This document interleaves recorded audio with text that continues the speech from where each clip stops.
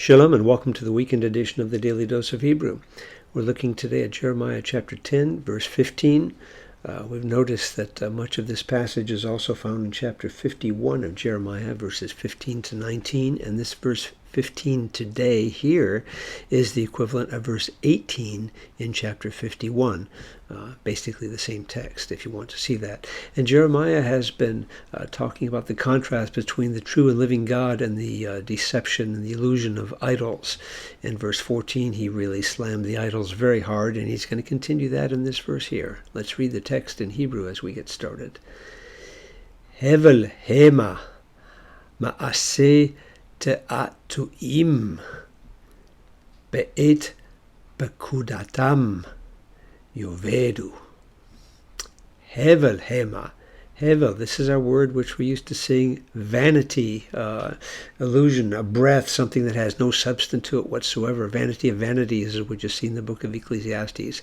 Vanity, they. Here's just our personal pronoun. This is a 3MP pronoun referring back to the idols, that whether molten idols or hammered out idols or whatever you want to make. But they are vanity.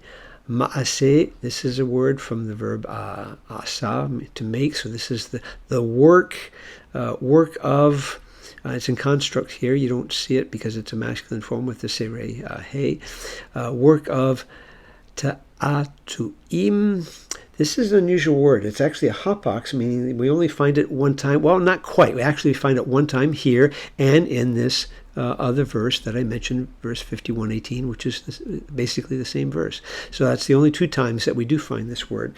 But it comes from a verb, ta'a, with a double ayin, which basically means to mock.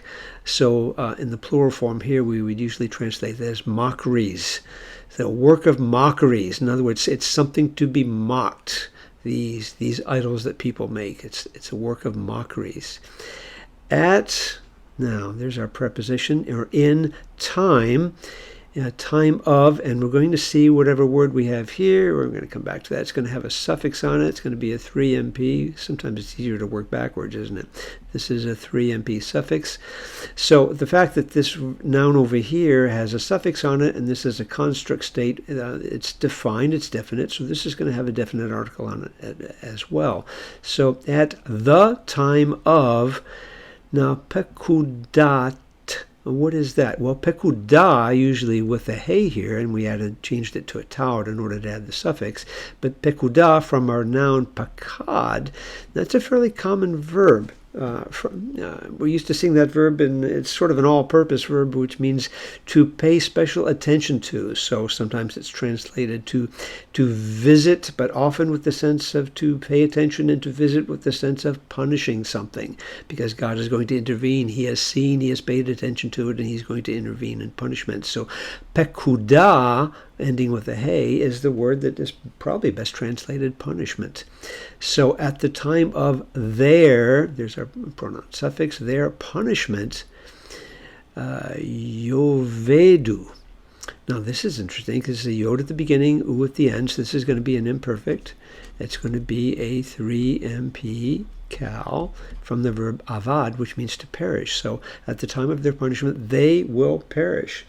And what's interesting here is that this is exactly what we saw back in verse 11, that the gods who have not made the heavens and the earth will perish from under the heavens and the earth. So in verse 11, obviously, it was Aramaic, but it was the same equivalent verb in Aramaic as is used here in Hebrew. Those gods will perish, and Jeremiah is saying the same thing now in Hebrew here in verse 15. At the time of their punishment, they will perish, all these other false gods. Wow. So why put any trust in any of them? Pretty straightforward verse and what Jeremiah is presenting there. Well, let's go ahead and look at a couple translations. The Christian, let's see if we go, here we go, Christian Standard Bible. They are worthless, a work to be mocked. You can see a work of mockeries, okay? At the time of their punishment, they will be destroyed. Very straightforward translation there. The Tanakh 1985 Jewish Publication Society, they are delusion, hevel, vanity. Okay, that's good. A work of mockery. In their hour of doom, I thought that's sort of interesting, the hour of their visitation, but their visitation is going to be a punishment, and doom is actually a good word with this in this context, so I like that. They shall perish. And then one more with the New English Bible, a little bit different.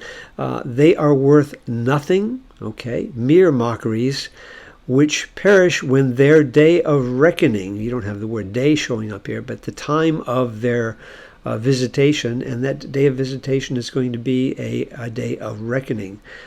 They will, when that day of reckoning comes, they will perish. Picking up this verb over here. Again, how foolish it is to put any of our trust anywhere else, and especially in the works of our own hands. It was true for the people of Israel back then, true for pagans back then, true for people today as well. A good reminder. We'll check back with us soon as we look at one more verse in this great passage. We'll be looking at verse 16 next time in the weekend edition of the Daily Dose of Hebrew. Shalom.